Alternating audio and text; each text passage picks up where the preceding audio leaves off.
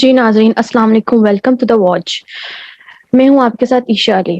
Corona نے نہ صرف پاکستان میں بلکہ دنیا بھر میں تباہی مچائی ہوئی ہے، اور کورونا کی وجہ سے نہ صرف پاکستان بلکہ دنیا بھر کے تمام لوگ جو ہیں وہ مشکل میں ہیں۔ کورونا کا موضوع ایک زیر بحث ہے، اور آج اسی موضوع پر بات چیت اور گفتگو کرنے کے لیے میں نے اپنے پروگرام میں ایکسپرٹ ڈاکٹر عثمان کو بلایا ہے۔ میری کوشش یہی ہوگی کہ بہت ہی سادہ اور عامیانہ الفاظ میں جو ہے ڈاکٹر صاحب سے گفتگو کی جائے اور ان سے بات چیت کی جائے کہ ان کا کورونا کی فورتھ لیئر کے حوالے سے کیا کہنا ہے، کہ یہ کتنی خطرناک ہوگی، کتنے دنوں تک رہے گی، اور کتنے لوگوں کی جان اس میں مزید جا سکتی ہے۔ جی ڈاکٹر، بہت بہت شکریہ آپ کا وقت نکالنے کے لیے۔ جی تھینک یو میڈم، آپ کے بلانے کا شکریہ۔ کرونا کی آپ نے جیسے بتایا اپنے انٹرو میں، فورتھ لیئر ہے، چوتھی اس کی لہر ہے، اور اس سے پہلے ہم دیکھ چکے ہیں پاکستان میں 3 لہروں کی صورت میں اس نے اپنا ایک اپنے ہمارے معاشرے پہ اپنے ایک اثرات ڈالے ہیں۔ چوتھی لہر تھوڑی سی اس طرح سے مطلب میرا آپ سے سوال یہ ہے کہ جس طرح ہم نے کورونا کی پچھلی 3 لیئرز کا جو ہے وہ مقابلہ کیا اور کافی حد تک جو ہے وہ ہم کامیاب بھی ہوئے ہیں، تو کیا فورتھ لیئر میں بھی ہم کامیاب ہو سکیں گے؟ جی بالکل، کیوں نہیں جی، کامیابی کے علاوہ کوئی رستہ ہی نہیں ہے۔ دیکھیں، ایک وائرس ہے نا جی، ایک وبا ہے، وبا آتی ہے، انسانی آبادی کو افیکٹ کرتی ہے، اس میں سے کچھ اس سے صحت یاب، زیادہ تر اسے صحت یاب ہو جاتے ہیں، کچھ نہیں ہو پاتے۔ تو یہ تو بیماریوں کے ساتھ انسانوں کا ایک بڑا پرانا تعلق چلتا آ رہا ہے۔ تو اس میں کامیابی اس سے بڑی کیا ہونی ہے کہ اس بیماری کی شروع میں ہی ویکسین ڈیولپ کر دی گئی، اور اب پوری دنیا جو ہے اس کی کافی غالب آبادی کو ویکسین لگ چکی ہے۔ مطلب تو کہ ہم یہ ایک احتیاط بہت بڑی، کریں تو کافی حد تک قابو پایا جا سکتا ہے اس پر۔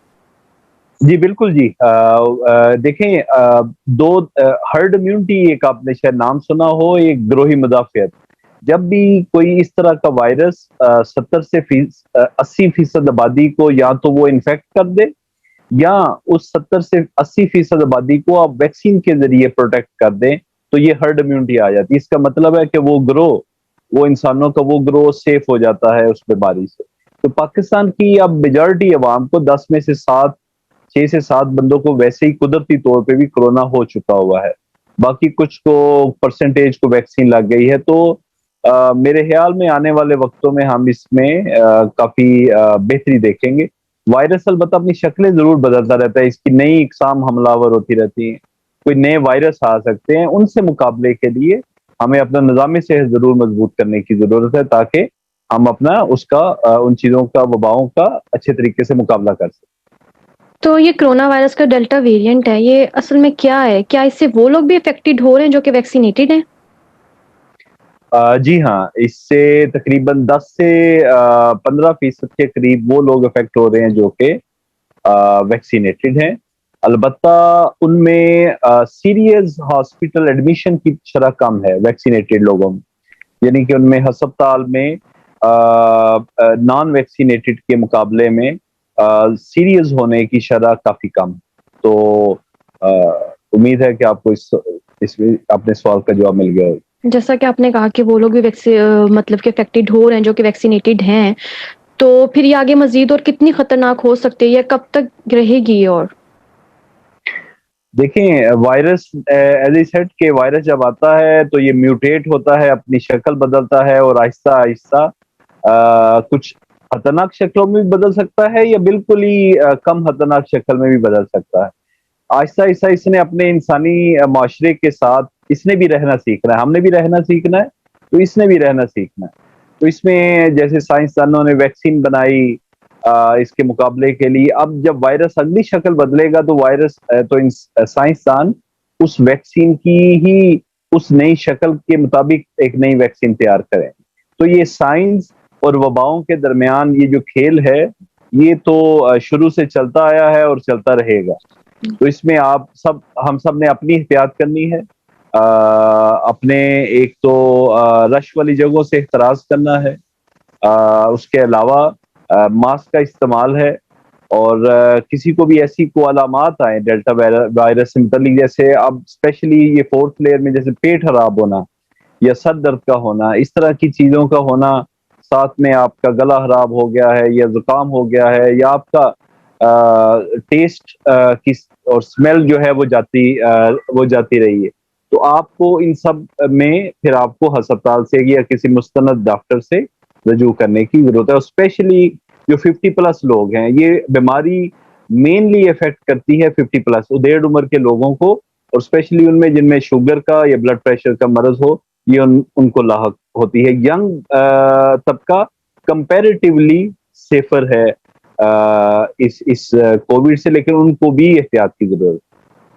جیسا آپ نے کہا ہے کہ فرسٹ آف آل ہمیں بہت زیادہ احتیاط کرنی چاہیے، جو سارے پریکاشنس ہیں اس کو فالو کرنا چاہیے. تو موسٹلی زیادہ تر جو لوگ ہیں ویکسینیشن لگوا رہے ہیں، چاہے وہ اولڈر ہوں یا وہ اڈلٹس ہوں، تو اگر سب انسانوں کو، آپ کو کیا لگتا ہے اگر سب انسانوں کو ویکسین لگ جاتی ہے تو کیا کرونا دنیا سے ختم ہو جائے گا؟ دیکھیں، دو ہی صورتوں میں ختم ہوگا. یا تو سب انسانوں کی غالب آبادی میں سے ان کو نیچرل طریقے سے انفیکشن ہو گئی اور وہ ان میں مدافعت آ گئی. جیسے مجھے کرونا ہوا تو مجھ میں اینٹی باڈیز ڈیولپ ہو گئیں اور مجھ میں مدافعت آ گئی. اسی طرح جن میں سے کسی کو نہیں ہوا ان کو ویکسین لگ گئی اور اس کے نتیجے میں اینٹی باڈیز آ گئے. یہ دونوں صورتیں جب 80% آبادی تک پہنچ جائیں گی تو تب کرونا کے ختم ہونے کے جو ہے ہم قریب پہنچ جائیں. تو کرونا ویکسین کا اثر ساری زندگی رہے گا یا پھر ہمیں اسے دوبارہ لگوانے کی ضرورت پیش آ سکتی ہے؟ جی، یہ دوبارہ لگوانے کی ضرورت ضرور پیش آ سکتی ہے. اس میں اب بلکہ سائنسدان جو ہے وہ بوسٹر ڈوز کی بات کر رہے ہیں کہ 6 ماہ سے 1 سال کے بعد دوبارہ بوسٹر ڈوز جو ہے وہ لگے گی.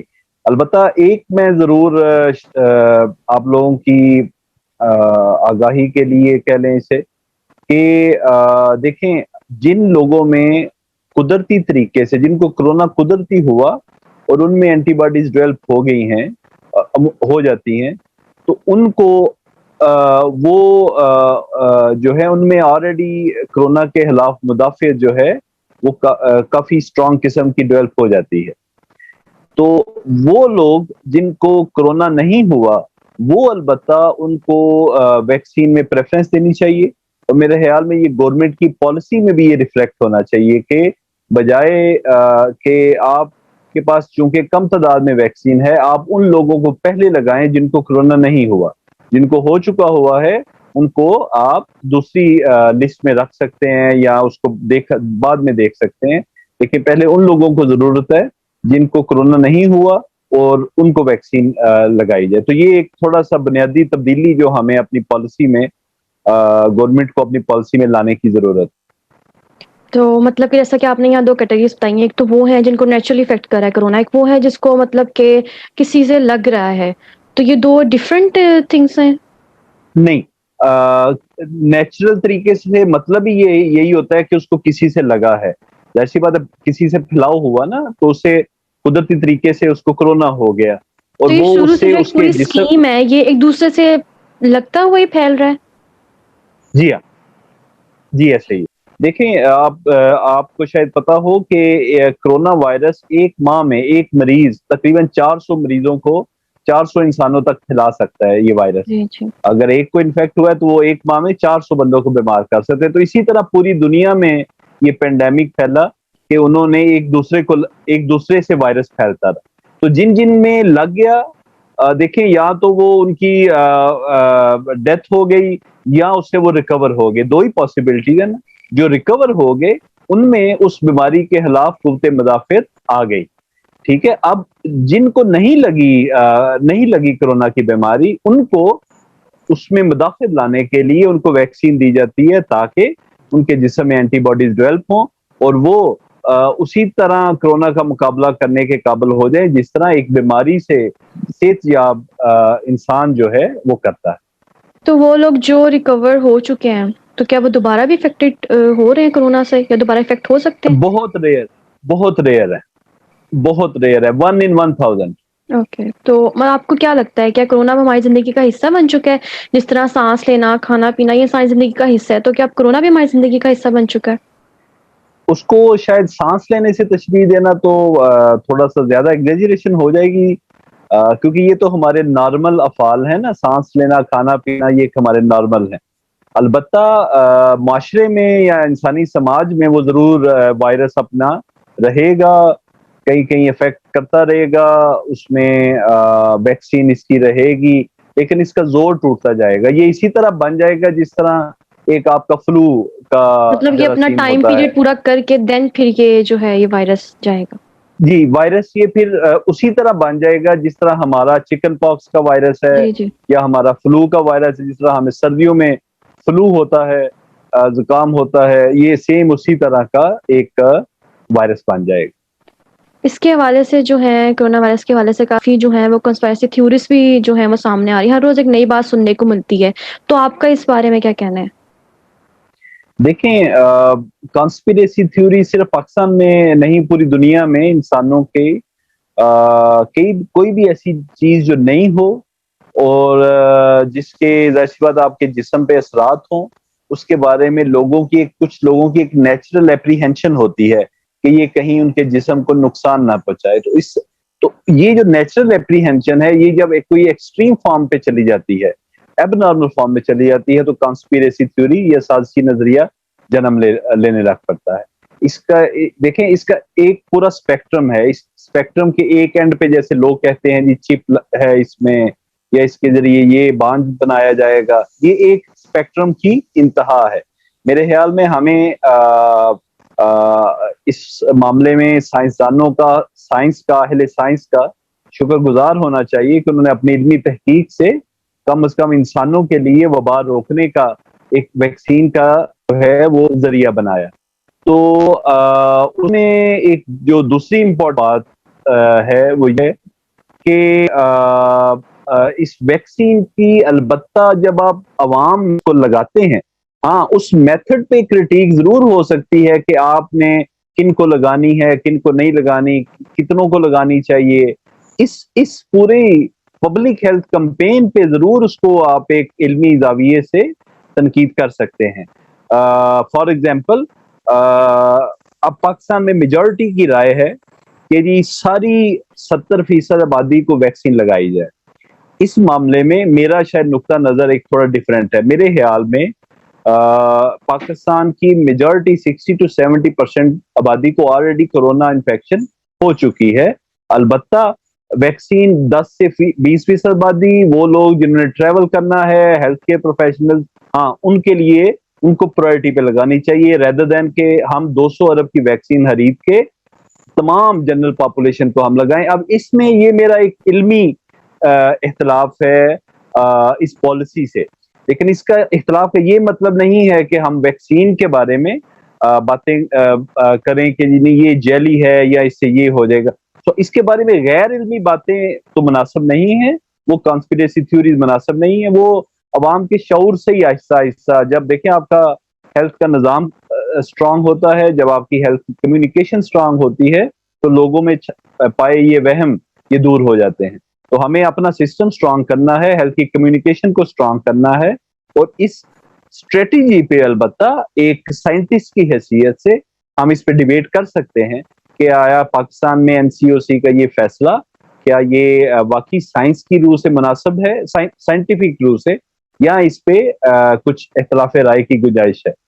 ریئلی وانٹ ٹو انفارم اس کے سب سے پہلے جو ہے ویکسینیشن ان کو لگائی جائے جن کو کورونا افیکٹ نہیں کیا ہے، اور جی ہاں، سیکنڈلی یہ کہ جو افیکٹڈ ہیں ان کو مطلب جن کو ہو چکا ہے ان کو بعد میں لگائی جائے، یہ ایک ان کو اسٹرانگ بعد میں، جو کیونکہ کی جائے. جی جی کیونکہ ان میں لیکن آلریڈی بٹ یہاں امیونٹی پہ ڈیولپ ہو کوشچن یہ چکی بھی ہے. ہے کہ ویکسینیشن کے حوالے سے بھی کافی جو ہیں وہ سامنے آ رہے ہیں کہ کوئی کہہ رہا ہے کہ یہ ٹھیک نہیں ہے، کوئی کہہ رہا ہے کہ اس کو لگانے سے 2 سال بعد جو ہے وہ ڈیتھ ہو جائے. کافی سارے اس حوالے سے بھی جو ہیں وہ سننے کو آ رہی ہیں. تو اس کے بارے میں پھر آپ کا کیا خیال ہے؟ نہیں، میرا نہیں خیال یہ ان میں سے کسی بات میں کوئی حقیقت ہے 2 سال کی ڈیتھ ہونے کا. البتہ یہ ضرور ہے کہ آپ جو جس کو ویکسین لگے گی اس کو ذہنی طور پہ بوسٹر ڈوزوں کے لیے بھی تیار رہنا چاہیے ہر سال کہ اسے لگوانی پڑے گی ویکسین. تو میں وہی بتا رہا ہوں کہ اس پوری صورتحال میں سب سے کامیاب انسان وہ رہے گا جو نیچرل طریقے سے اس سے ریکور ہوا. اس کی اینٹی باڈیز اور اس کی مدافعت وہ زیادہ ایک جس پہ آپ زیادہ اعتماد کر سکتے ہیں، وہ نیچرل طریقے سے ہے.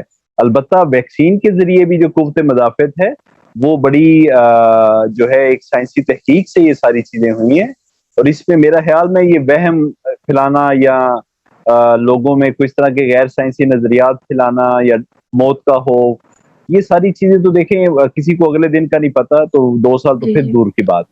تو اور میرا خیال میں ایز اے ہول ہمیں سائنس پہ بھروسہ رکھنا چاہیے کہ سائنس جو ہے یہ دیکھیں ویکسینز لگی ہوئی ہیں ہمیں بچپن میں، تو ابھی ہم آپس میں سامنے بیٹھ کے ایک دوسرے کے انٹرویو کر رہے ہیں نا، ہماری بازوں میں ابھی بھی ویکسین کے نشان ہیں، ورنہ ہو سکتا تھا کہ ان ویکسینز کے بغیر ہم اس عمر تک بھی نہ پہنچ پاتے. پہلے انسانوں کی طبعی عمر 30-40 سال اس تک ہوتی تھی. اب دیکھیں ان سب چیزوں کی روشنی میں، ان ڈیولپمنٹس میں، ہم سب جو ہے 70 سال کے قریب تک اب جی لیتے ہیں. تو یہ دیکھیں سائنس کا اس پہ احسان ہے بنی نوع انسان پہ، اور ہمیں اس پہ شکر گزار ہونا چاہیے، اور اس پہ بہت زیادہ ہمیں اپنا ایک نیگیٹیوٹی اس کی طرف نہیں کریٹ کرنی چاہیے. البتہ پازیٹیولی اسے آپ ضرور کرٹیک کریں کہ اچھا کیا ہمیں فار ایگزامپل ہمیں بچوں کو میری رائے میں نہیں لگانی چاہیے ویکسین، کیونکہ بچے کمپیریٹیولی سیفر ہیں، ان کو اس چیز سے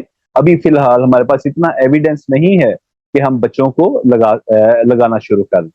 تو یہ تھوڑے سے اکیڈیمک ڈیسیژنز ہوتے ہیں کہ کون سی آبادی کے کون سے حصے کو پریفرنس دی جائے اور کس کو نہ دی جائے. کہ وی ہیو ٹو بی ویکسینیٹیڈ، اور ہمیں سب سے پہلے دھیان یہی رکھنا ہوگا کہ ہمیں مطلب کسی قسم کی جو ہے باتوں کو وہ نہیں سننا چاہیے، ویکسینیشن لگوانی چاہیے، اور خاص طور پر کہ وہ جو کہ جن کو ابھی تک کورونا نے افیکٹ نہیں کیا ہے. میرا آخری جن کو سوال آپ کرونا، سے، جی جی جی جی جی جی پلیز میرا پلیز. آخری سوال آپ سے یہ ہے کہ جو پاکستان کے آج کل جو یوتھ ہے، خاص کر جو اسٹوڈنٹس ہیں، تو وہ کیسے کرونا وائرس کے بچاؤ اور اویئرنیس کے لیے جو آگے مددگار ہو سکیں گے؟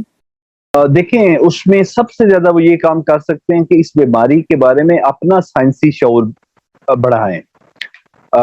دیکھیں آج کل انٹرنیٹ کی دنیا ہے، ہر چیز کے بارے میں معلومات اویلیبل ہیں، اور بجائے ہم کسی سازشی نظریے کا شکار ہونے کے، ہم اپنے مائنڈ کو گرو کریں، اور ہم پاکستان میں جو بھی اس کے تدارک کے سلسلے میں ہم ایک علمی تحقیق سے آگے بڑھ سکتے ہیں، ریسرچ سے آگے بڑھ سکتے ہیں، میڈیکل کی فیلڈ میں تجربات سے آگے بڑھ سکتے ہیں، ان سب میں ہمیں آگے یوتھ کو آگے آنا چاہیے.